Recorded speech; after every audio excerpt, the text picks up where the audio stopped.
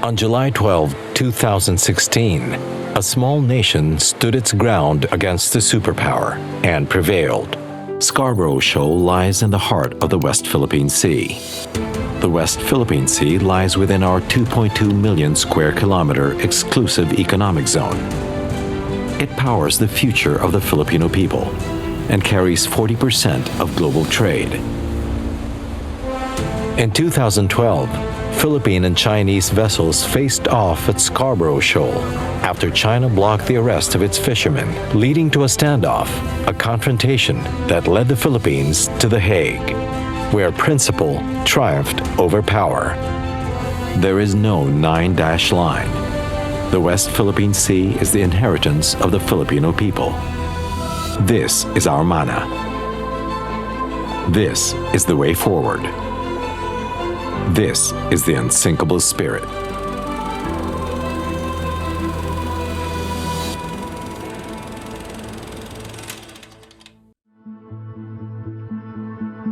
Victory was declared in 2016, but mana endures only through presence. Sovereignty does not live on paper alone, but in every Filipino who must stand watch. 10 years after the arbitral ruling, the question is no longer whether the Philippines won. It is what this victory now demands of a nation entrusted with mana. The tribunal affirmed that the 9-dash line does not override Philippines' sovereignty over its territories and its sovereign rights within the 200 nautical mile exclusive economic zone, creating a legal foundation that now shapes international policy, including the Code of Conduct in the South China Sea. This episode follows how that victory moved beyond the courtroom, carried by fisherfolk, citizens, and a new generation determined to defend our seas, protect our mana, and keep the promise of the West Philippine Sea. The tribunal said that the 9-dash line cannot prevail over our exclusive economic zone. We have a full exclusive economic zone of 200 nautical miles from our archipelagic baselines, unimpaired by China's 9-dash line. In 2016, we won a landmark case that all academies, military academies, universities are studying it. The UNCLOS in the parlance of common people is about the rights, the contributions that we gave to the world basically would be lawfare.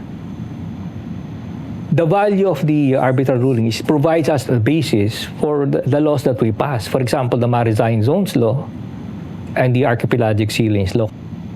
It allows us a control of the narrative when we deal with China, particularly when confronted with yung manufactured legal basis nila. Rafaela David, convener of the Atin Ito coalition, carries a simple but powerful message. The West Philippine Sea is a shared responsibility of every Filipino. Atin Ito reminds us that defending what is ours does not begin at sea. It begins with the will of the people to stand together and say, Atin Ito. In 2012, President Benigno Aquino III formally named the West Philippine Sea to assert the Philippines' exclusive economic zone. And we were really thankful because the president back then, si President Noynoy Aquino, passed an administrative order na gawin siyang West Philippine Sea. The West Philippine Sea is not just a national concern. 1/3 of global trade passes through it. Trillions of dollars move across these waters each year. Whenever a country stands in a responsible way and persists in asserting rights, not just for itself, but for the sake of others who want the rule of law, and does it despite difficulty with restraint, not just saber-rattling or what, I think I would believe, and there's enough evidence in terms of feedback, that our standing in the world has gone up. Paeng David, together with a band of concerned citizens made up of fisherfolk, activists, artists, public servants, and retired military launched the Atin Ito coalition, which held various expeditions to the West Philippine Sea. Among this was to Scarborough Shoal in May of 2024. Para sa kabataan, ang West Philippine Sea symbolizes our future. Nung nagkaroon ng pag-imbita ang Atin Ito coalition, yan sila Ate Paeng, sila Kaed, hindi ako nagdalawang isip na sumama sa misyon. Unang-una, yun naman talaga ang puso ko. Nasa mangingisda ang puso ko, kaya ano pa man, nasabi nila yun, natatakot ba ako or kailangan ba may takot sa puso mo? And so, on May 14, 2024, the Atin Ito coalition launched an expedition to Scarborough Shoal to assert and celebrate the UNCLOS victory.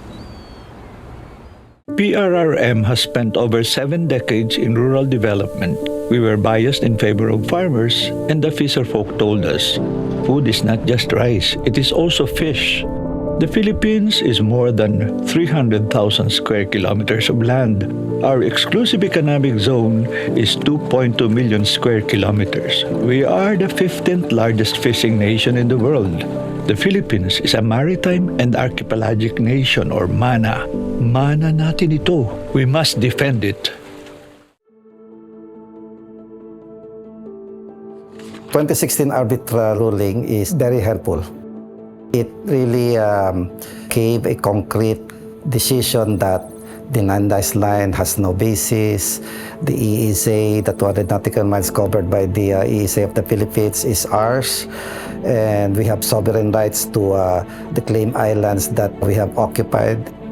And our victory with the UNCLOS is mas naging knowledgeable yung mga sundalo nating na-deploy doon. Mas lalong napatatag yung assertion natin na atin talaga to. You go to the Freedom Land. Freedom Land, that's the Kalayaan Island group. Pag-asa is about 40 hectares. It's the biggest island in the Kalayaan Island group, which we call Kalayaan now, Kalayaan Municipality. So it's much better if we're going to talk, we talk all together. And that's what happened during the 2002 Code of Conduct. It's a multilateral agreement among the claimant countries. I hope this can be settled through diplomatic means. Though we are happy that we now have the UNCLOS ruling, which is to our advantage, I don't think China will give up their claim or recognize the UNCLOS ruling. Let them know that this has been ours ever since, that the Marines have been there ever since. We never left that area. And we hope now that it has gained international attention, they should be proud that we called Filipinos fighting for their own sovereignty and territory.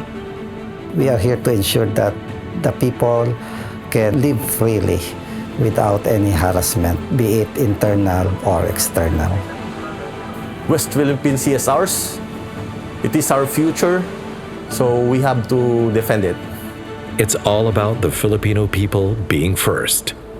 The 10th year anniversary of the victory of the South China Sea arbitration. The unsinkable spirit. Atin ang West Philippine Sea. This is our mana. This is the way forward. This is the unsinkable spirit.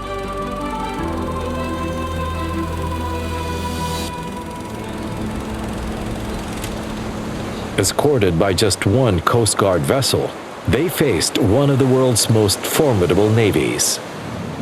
To struggle might not lead to immediate and dramatic results, but for people to react and say, I must do something about this, that for me is that is the capital. Yun ang puhunan na dapat huwag mabawasan.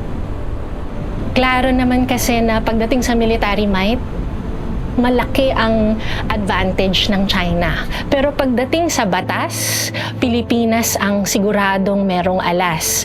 And I think that was a turnaround story for the Philippines from being a small country to becoming now a middle power. But the whole point of the United Nations is, first of all, to avoid war as a settlement of disputes. And secondly, establish the rule of law. It started with an idea kasi, di ba? Na parang, imbis na magprotesta tayo sa kalsada, why not do it sa West Philippine Sea mismo? Punta tayo doon. At ipakita natin sa mga Chinese vessels na andito ang mga Pilipino magkakasama. It is the Philippines that should be given the jurisdiction to manage and have accountability of all these marine resources. I think the concept of the Filipino first, aligned to the UNCLOS provisions, is that, of course, nation-states should be protected because that's the home of our people, the home of the future leaders of our country. We often joke about it. When they sing Eat Bulaga, it's from Apari to Holo. Well, now it's not only from Apari to Holo, it's from Batanes to Tawi-Tawi to the West Philippine Sea. As a people, we need to appreciate the ocean, appreciate what it means to us as a people historically, appreciate what it means for us as a resource, appreciate what it means to us as a patrimony, right? Not that we own, but one that we will pass on. Kaya ang trabaho ng ating mga Scarborough fishermen noon ay nagnanakaw sa sariling pangisdaan. So napakasakit pakinggan kung ganun ang nangyayari sapagkat pag-aari nating pangisdaan. Nasa loob siya ng ating exclusive economic zone ang nasabing lugar dahil nasa 124 nautical miles lang ang layo nito mula sa bayan ng Masinloc. Subalit ang naghahari ay dayuhan at hindi Pilipino ang nakikinabang sa ating pangisdaan. Nakakagigil talaga. Kasi una-una, imbis na mga kapwa natin Pilipino na mangingisda, ang makinabang, sila ang nakikinabang at ibinebenta sa atin mismo. Tayo yung umaangkat. Na ang alam natin is huli nila, pero doon mismo sa katubigan natin hinuhuli. The mission to Scarborough Shoal was meant to be a celebration of heroism and life. Parada siya ng iba't ibang mangingisda, and we were able to bring together 100 fishing vessels to go out at sea and have a peaceful parade going to the Scarborough Shoal. We were hoping to go there and bring the needed supplies for our fisherfolk kasi kapag naglayag yung mga yan, days at a time sila na nasa laot para mangisda. If we looked at the first mission, we were bringing gifts. We were holding a Catholic Mass in our own waters. Sila, ang bit-bit nila, kanyon. Ang bit-bit nila, warship. So, it's blatantly clear to the international community who is actually escalating tensions. And it's definitely not the Philippines. China should stop gaslighting the Philippines and the whole world with the lies that they've been peddling. Nagkaroon ng shadowing kasi. Hindi lang isa, dalawang may mga militia, Chinese militia vessel din na bumuntot doon sa sa barko namin nung time na yon. Mautak pa rin ng mga Pilipino kahit pa paano. Pero yung tense, andun talaga. Talagang gusto namin maranasan na, water cannon nyo kami. May pakita namin sa mga Pilipino kung gaano kami katapang para ipagtanggol yung sariling atin.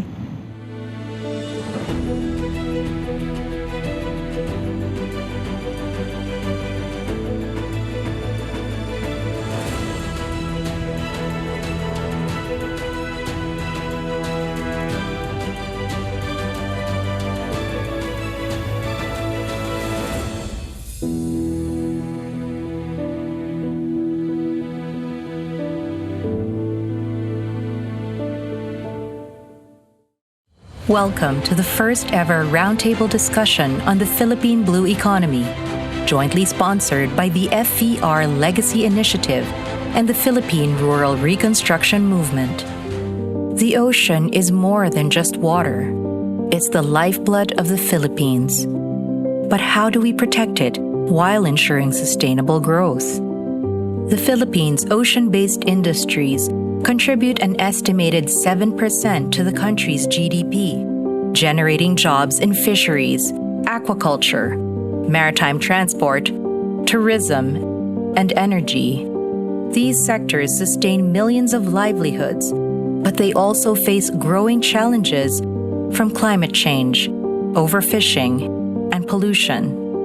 A 2017 joint study by the World Bank and the United Nations Department of Economic and Social Affairs highlights the blue economy's potential to increase long-term benefits for coastal communities.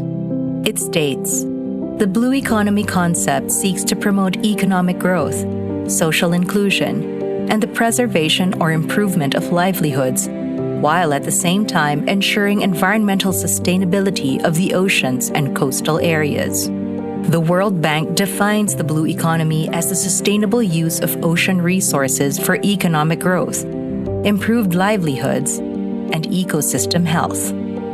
The ASEAN Blue Economy Framework promotes innovation, sustainability, and regional cooperation, ensuring that Southeast Asia maximizes its ocean-based opportunities while protecting marine ecosystems.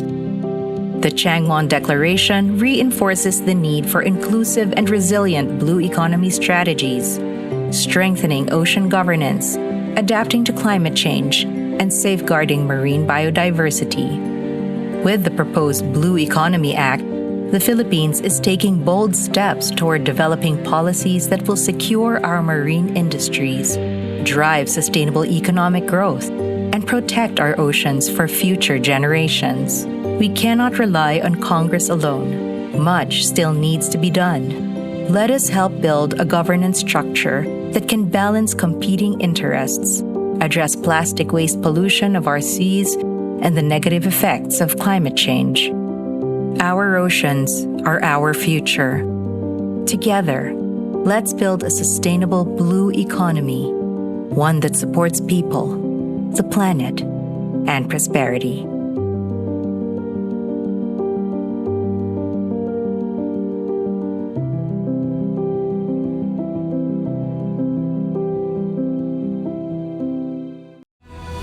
This is our mana.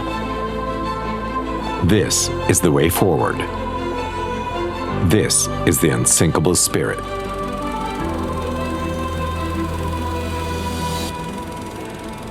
In Filipino culture, mana means inheritance, a trust passed from one generation to the next.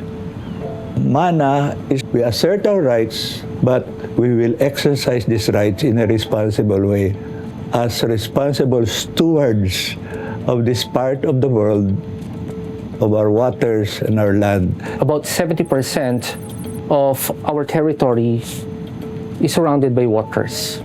If you would imagine that potential, 70% of our economy would rely from the blue ocean. The impact of the arbitral award to our fisherfolk were immense and powerful in such a way that, of course, they're the frontliners. Our fisherfolks feed the Filipinos. And if they couldn't fish, how could they feed us? If you look at the West Philippine Sea issue, ang pinag-uusapan natin dito is food security, our energy security. As the mission to Scarborough Shoal went ahead, it was a small band of Filipinos who thought of standing up to one of the world's superpowers. The Atin Ito missions were about presence. Standing up to China is not without risk to them, especially kasi kabuhayan nila yun eh. At umuo sila na sumama sa mission dahil alam nila na mas malaki yung laban at hindi lang ito yung bawat araw na pangingisda nila. Ito yung mas pangmatagalan na mapapanatili ba nating tayo ang may karapatan dito sa Scarborough Shoal. Yung second mission naman, kami yung nasa advance mission na kung saan isa ko pong babae na nandoon sa bangka. At that time, yung Chinese Navy nila, nilapitan na rin kami yung bangka namin. Paglapit nila sa amin, siguro yung mga kasama namin, pinakita lang naman talaga yung karaniwang ginagawa ng mga isda. Makita mo yung yung demeanor ng mga fishing boat captains, yung determination nila na to go through that mission knowing na 100% probability ang babangga sa kanila Chinese Coast Guard. And when they performed that mission in May 15 of last year, there were actually 40 plus Navy, Coast Guard, and militia vessels nag-aabang sa kanila. And yet they went without hesitation. And yet, yung sense of pinagsama-samang katapangan ng volunteers, fisherfolk, and even members of the media, it really showed to China na hindi tayo magpapabuli. Tuloy lang tayo kahit meron pa siyang blockade ng Chinese vessels and ships doon. It pays to be calm because you can decide better. It pays to be professional because you can exude that message of maturity and you will gain respect. And it pays to be resolute and unyielding because they will also respect you just the same. As the mission was fulfilled, Paeng David celebrated her birthday at sea with the Filipinos, victoriously standing up to a superpower as they successfully resupplied Filipino fishermen. If I can celebrate my birthday in the West Philippine Sea at hindi ako mapipigilan ng China, sa tingin ko panalo yon. Kung we can hold a small feast with our fisher folk, kasama nung ating mga volunteers na kabataan in the middle of the West Philippine Sea, and China cannot do anything about it. That for us is an important victory already. That we have been there for decades. We never left. Ang mga Vietnamese naman po ay magaling din namang makisama. At kung ano yung mayroon silang pagkain, ano rin yung mayroon sa amin. Pagka naubusan sila ng pagkain doon at inabutan kami ng unos, talagang maganda yung barter na nangyayari. Kiusap sila, kikilibilo, para namin din mangingisda. Kung ano yung ipinapalit nila sa amin na gusto nilang kainin, ipinapalit din namin sa kanila. Sa pangingisda namin noon kumpara sa ngayon, noon kasi may mga nakakahalubilo kami ng mga ibang lahi katulad ng mga sa Vietnam, pag pumapalawat kami dyan sa West Philippine Sea. Sa Scarborough, napakalaya talaga dyan. Makakita kami ng ibang lahi, sama-sama lang talaga dun sa area. Wala po kaming nakita na nambubuli sa amin. Maliban sa mga nangyari noon sa mga China, na talagang mula nung nagkaroon ng tensyon at nagkaroon nga ng standoff dahil doon sa mga ganong pangyayari. Yung mensahe ko lang sa gobyerno na gusto ko lang na may paglaban nila para sa mga kabataan na mayroon pang generation na mangingisda, na mayroon pa silang maasahan na hanggang sa paglaki nila, mayroon pang marami pang makukuha ng isda. This is our mana. This is the way forward. This is the unsinkable spirit.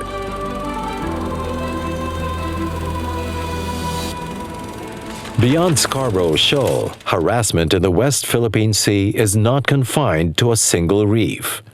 Across the Kalayaan Island group, overlapping claims and growing foreign presence have turned these waters into one of the world's most contested maritime frontiers.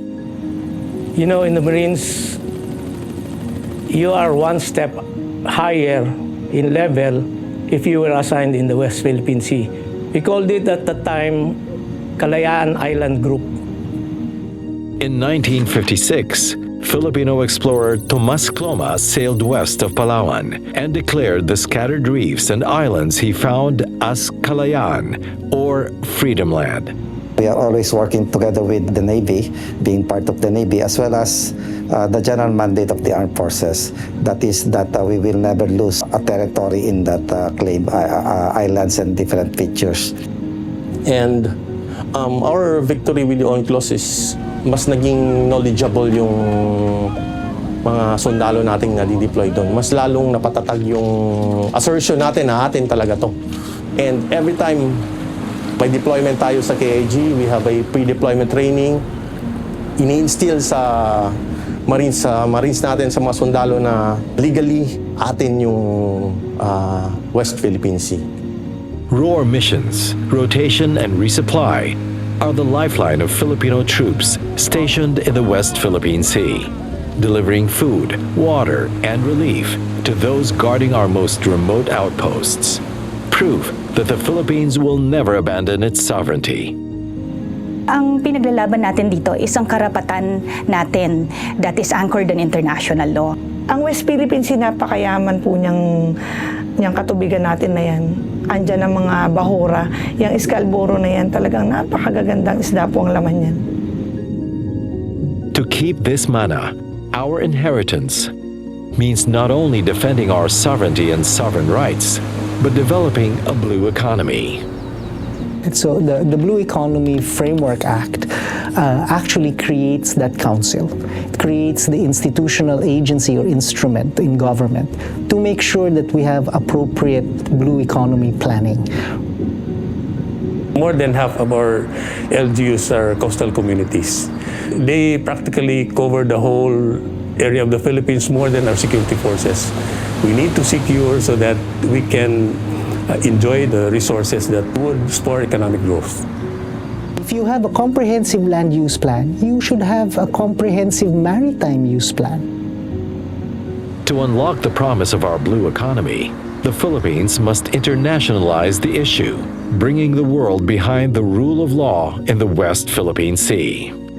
Maybe that's part of what we now call internationalizing the issue, getting more allies on our side, or having ASEAN countries, including the claimant countries, to come to an agreement.